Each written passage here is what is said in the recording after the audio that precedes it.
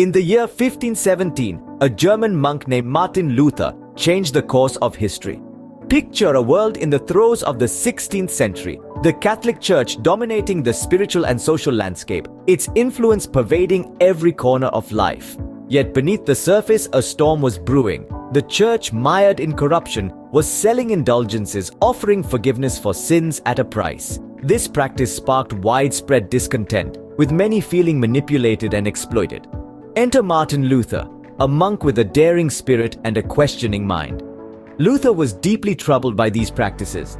He saw the Church's actions as a perversion of Christian teachings and an exploitation of people's faith. His dissatisfaction echoed the sentiments of many, creating a potent atmosphere of unrest and anticipation. Against this backdrop, Luther penned his famous 95 Theses, igniting the Protestant Reformation. And so, with a quill in hand and a heart full of conviction, he set the stage for a revolution that would forever alter the religious landscape. Luther's first 20 Theses focus on the importance of repentance and the problem with indulgences. It's here that Martin Luther lays the groundwork for his revolutionary ideas, beginning with a strong emphasis on personal repentance. In his first thesis, Luther states that the entire life of believers should be one of repentance. He challenges the idea that repentance is a one-time act, instead proposing it as a continuous journey. This perspective sets the tone for the following theses, where Luther further delves into the concept of repentance and its role in the believer's life. Theses 2 through 5 emphasize the role of the inner spiritual repentance over the outward sacramental confession. Luther argues that without true inner repentance, the sacrament of penance is meaningless. He underlines that God's forgiveness is not a commodity to be sold, but a gift to be received with a contrite heart.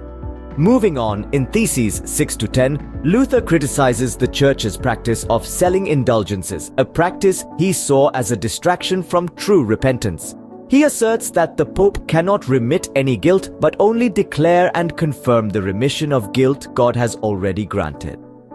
In the next set of theses, from 11 to 15, Luther takes aim at the Church's claim that the punishment of sin can be removed through indulgences. He states that every true Christian, whether living or dead, participates in all the blessings of Christ and the Church, and this participation is granted to him by God without letters of indulgence. Finally, in Theses 16 to 20, Luther criticizes the Church's financial practices and the belief that purchasing indulgences could assure salvation. He suggests that Christians are better off giving to the poor and lending to the needy rather than buying indulgences. Luther's bold assertions were just the beginning. His first 20 theses laid the foundation for a religious revolution that would shake the very core of the Church and the world. The journey into the heart of Luther's challenge to the Church continues in the next set of theses. The next 50 theses delve deeper into the Church's misuse of power. As we venture into this dense middle section, it's important to remember that Martin Luther's criticism wasn't merely theological, it was also deeply social and political. Let's take a closer look. Theses 21 to 30 focus on the Church's manipulation of people's fear of purgatory. Luther argued that the Church was exploiting the anxiety and uncertainty of its followers. He maintained that the Church was wrong to promise that indulgences could reduce the punishment for sins in the afterlife.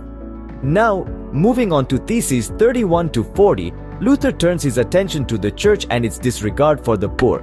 He lamented that the Church's fixation on obtaining indulgences led it to neglect its responsibilities to the needy.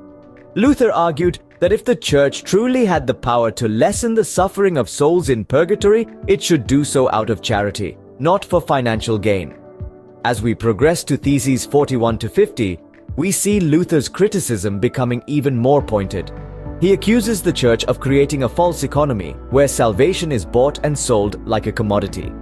This, Luther argued, not only undermined the core Christian message of salvation through faith and grace, but also allowed the Church to amass great wealth at the expense of its followers. The next set, Theses 51 to 60, continue this thread. Luther criticizes the Church's accumulation of wealth, suggesting that the Pope should sell the Church's vast riches before asking for more money from the faithful. He contended that the Church's wealth was ill-gotten, built on the back of the poor and the faithful who were misled into buying their salvation. Finally, in Theses 61 to 70, Luther criticizes the Pope's misuse of power. He argued that the Pope had no right to decree the release of souls from purgatory, as this was a divine prerogative. Furthermore, he accused the Pope of using this claimed power to manipulate the faithful and further his own ends. Throughout these 50 theses, Luther's voice grows louder, his criticism sharper. He calls out the Church's misuse of power, its manipulation of faith, and its accumulation of wealth. He paints a picture of a church that has strayed far from its spiritual mission, driven by greed and the desire for control. These theses are a clear call to action, a demand for change. They show Luther's deep concern for the spiritual well-being of the faithful and his commitment to challenging the status quo. He was not just critiquing the church, he was calling for a radical reformation.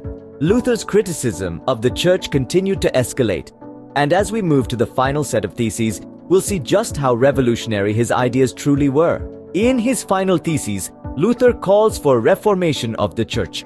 As we delve into these last 25 theses, we find Martin Luther's impassioned plea for a seismic shift in the church's practices. He wasn't just advocating for change, he was demanding it.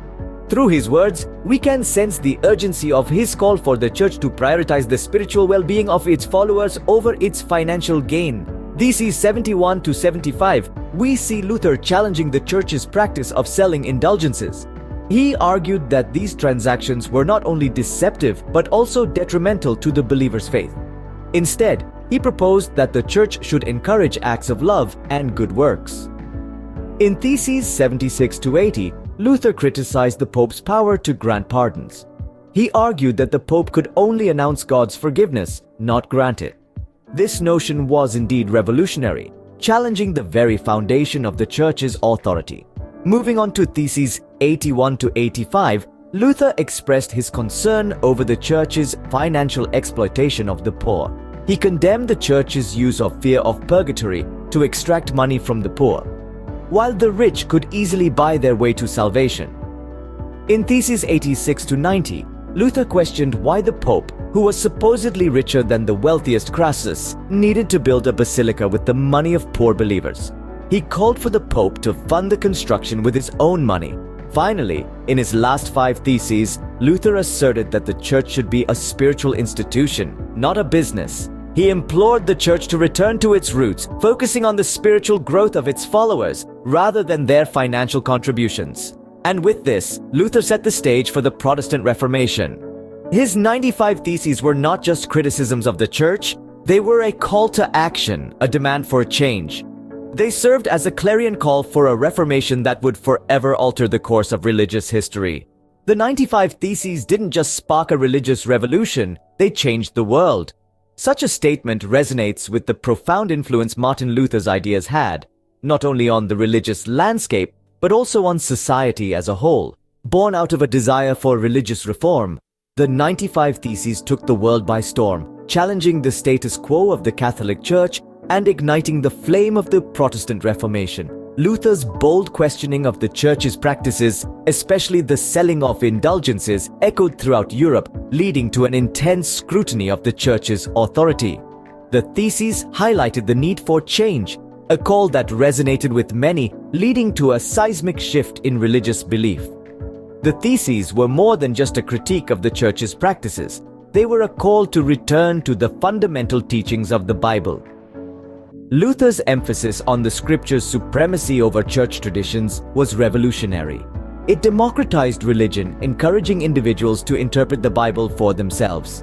This shift led to the formation of new Christian denominations, each with their unique interpretations and practices. Moreover, the 95 Theses had a lasting impact on society and culture. They spawned a literary revolution, as Martin Luther's works were among the first to be printed in the vernacular language, making them accessible to the common people. This ignited a wave of literacy and learning that swept across Europe. The Theses also inspired a political upheaval, as questioning the Church's authority led to questioning the authority of monarchs and rulers. It promoted the idea of freedom of thought and expression, principles that are integral to modern democratic societies. In essence, the 95 Theses were not just a religious document, they were a catalyst for change. religious, social, and political. They underscored the power of questioning authority and standing up for one's beliefs, a lesson that continues to resonate today. The 95 Theses remain a testament to the power of questioning authority and standing up for one's beliefs.